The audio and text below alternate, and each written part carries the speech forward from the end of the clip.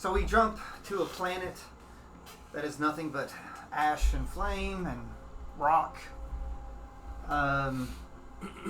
We leave Sarek's hideout, which I don't know if you really call it so much hidden. And two figures leave his abode. Actually they're both heavily armored at this point. Walking to a grim skyline. The direction of this grim skyline is a group of heroes. They have survived a downed ship that crashed through the atmosphere. They have buried their friends. They have licked their wounds. And they are hoping to find maybe the last possible survivor from the crash. They have lost Wolfie. So they have lost Drew. And they have lost Hinkler. The losses have mounted. They could not find Protege, even though they looked for him. Opus, which I don't know if he's revealed his name yet or not after coming out, after performing a ritual to become a living magical being and no longer just a book, emerged from his tent and he informed everybody, or his tiny hut, and informed everyone that he knows where the cards are and that he's going to lead them hopefully to the cards. So they set out. His detection seems to change, and so they're sort of wandering around. If I could have Opus to do our Arcana check.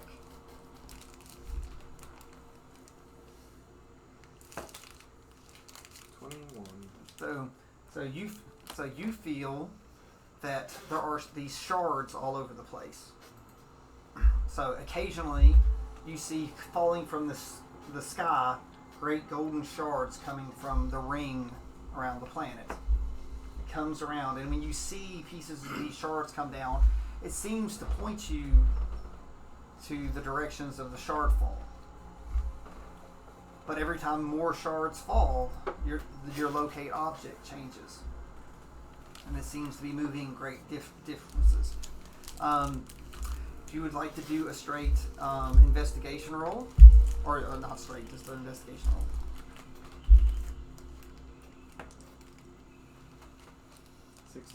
So you feel that the remaining magic of this place is trying to overcome Sarek's power. You feel that more likely Sarek's probably trying to mess with you since this is his domain. It is, since it's chaotic domain, it might be affecting this magic, but you feel the magic of these shards are not in Sarek's control. So, since you've been here, you feel the ground beneath your feet. There's underlying magic. Through the sky that you pass through, there's magic. It's old. It's very different from even like the three types of magic that you knew through your time in Thetadolyon and the rest of the world. It's almost raw or elemental in its own way. It's almost like living magic itself, much like you. So you feel that these shards falling, thanks to your intelligence, you feel that it is trying to like do a triangulate, sort of like, lead you to where you know. So even though it looks chaotic, there's a pattern to the fall. So with this, I would say that you'd probably feel like that's your best bet is to go into the middle of these shard falls, and hopefully there you'll find Protege. Considering it's like if you once you start going, it's weaving, but you're noticing all this.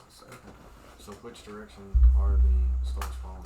No, they're all over. They're coming down. Every time one falls, that's the direction that your detect object was. Then it moves. That's why, it's sort of like, if you do the intersecting lines. Yeah. Okay. So which direction is that from where I'm standing?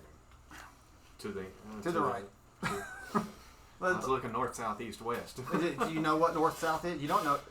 You don't know the poles of the. Okay. You don't know this world. You've never stepped foot here. Okay. So you just know that there's this directions. Okay. Well. So you know that away.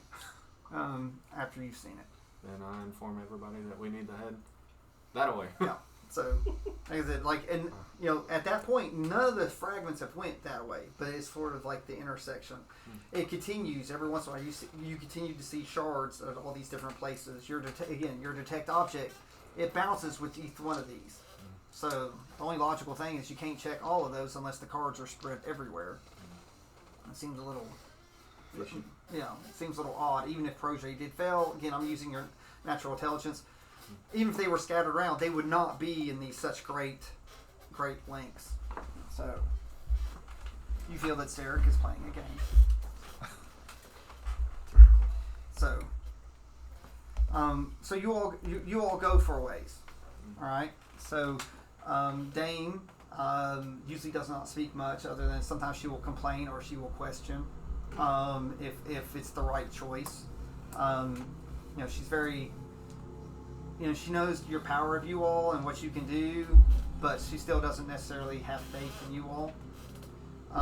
So Bajorn is alive, but for whatever reason, this place seems to beckon and mess with him. So he just can't keep consciousness. His body is well, but it seems like his soul is not. So you cast your floating disc, correct? So you're all going to go through. The place is hot.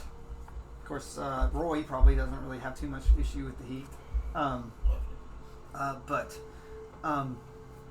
if you're not careful, it's very easy to get exhaustion here.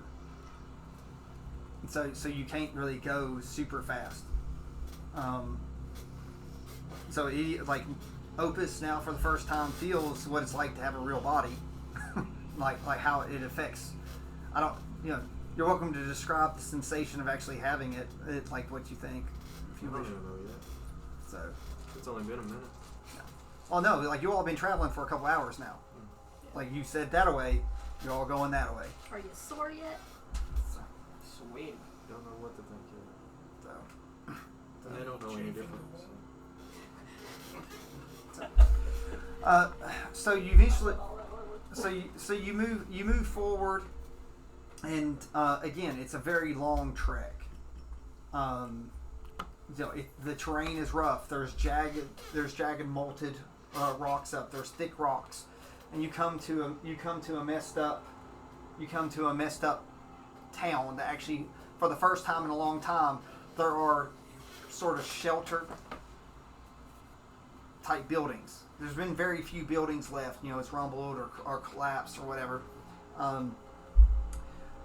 So you feel that you're close. But but again, if you press too far, it can start affecting Dame and Roy. So if you wish, again, I don't know how it would make how Opus it feels. What's your constitution now? +1. So, okay, so again, so it's not bad.